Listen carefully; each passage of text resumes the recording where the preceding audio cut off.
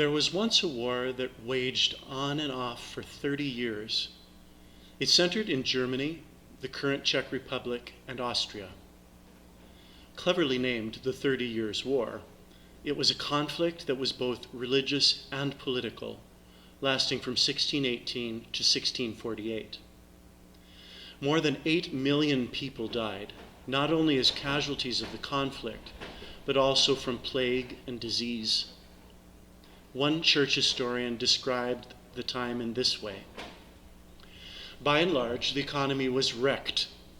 Moral life deteriorated, schools were closed, churches burned, and the care of the sick and the poor was non-existent. During this time of great loss and terror, poets in the form of hymn writers wrote amazing texts of reliance upon their God. Now thank we all our God, ah, holy Jesus, break forth, O beauteous heavenly light, all date from this period. The idea that someone would write words of great hope in the face of such loss leads me to just one word: faith.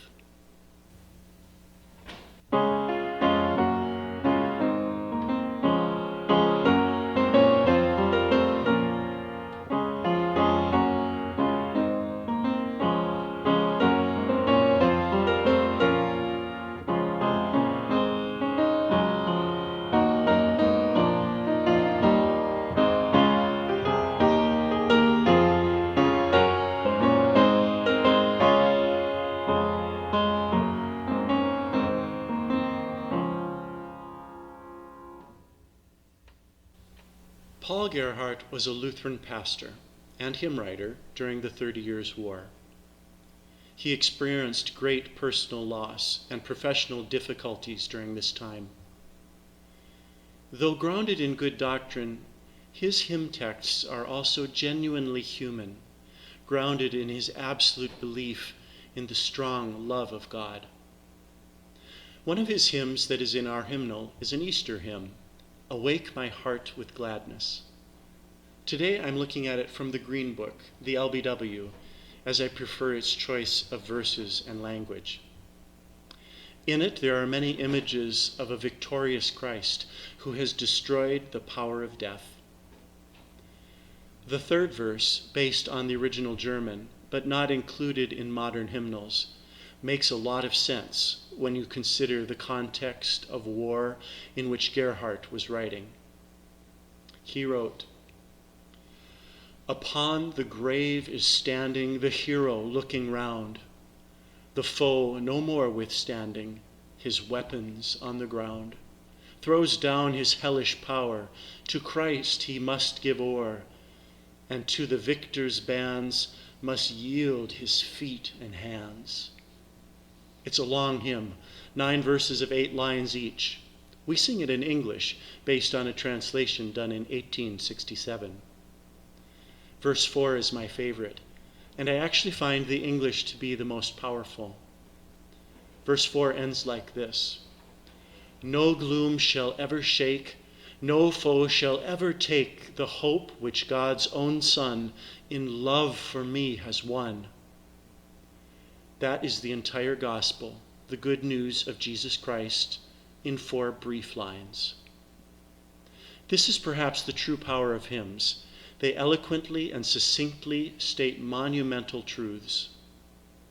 In Paul's first letter to the church at Corinth, he discusses the gifts of God's Spirit that are given to God's people.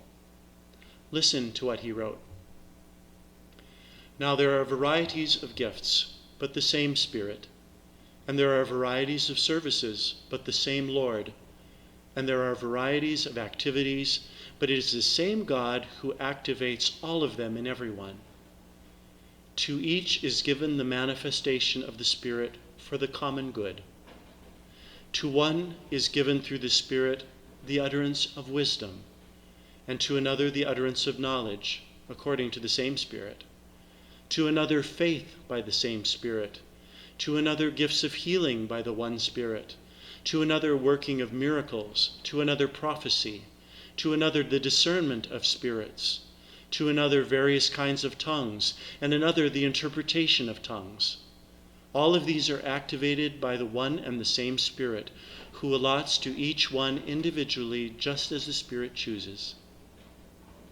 Did you catch the one very common sounding gift amidst the many extraordinary ones?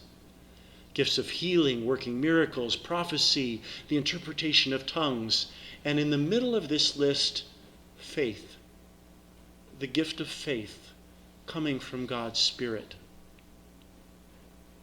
Have you ever noticed that some people just seem to have a strong faith? That it's a living part of them?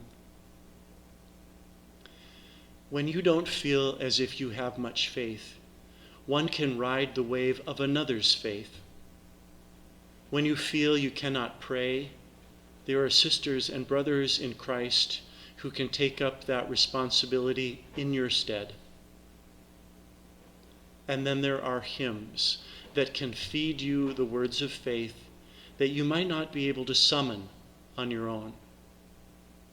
But through singing, speaking, and praying them, the faith already in you might grow, might become stronger, and will definitely get you through this day.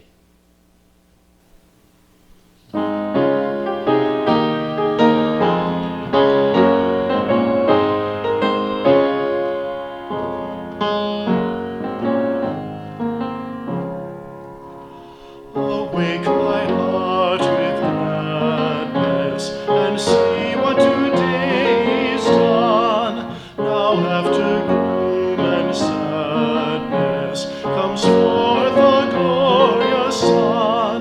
My Savior there was laid, where our bed must be made, when to the realms of light our spirit wings its flight.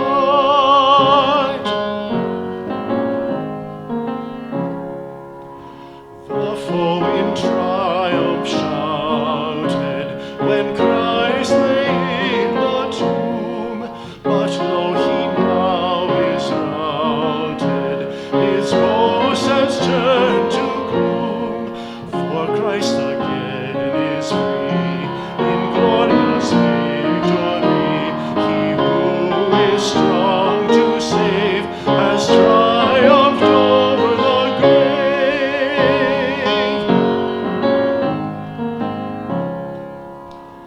This is a sight that gladdens, what peace it does impart. Now nothing ever saddens the joy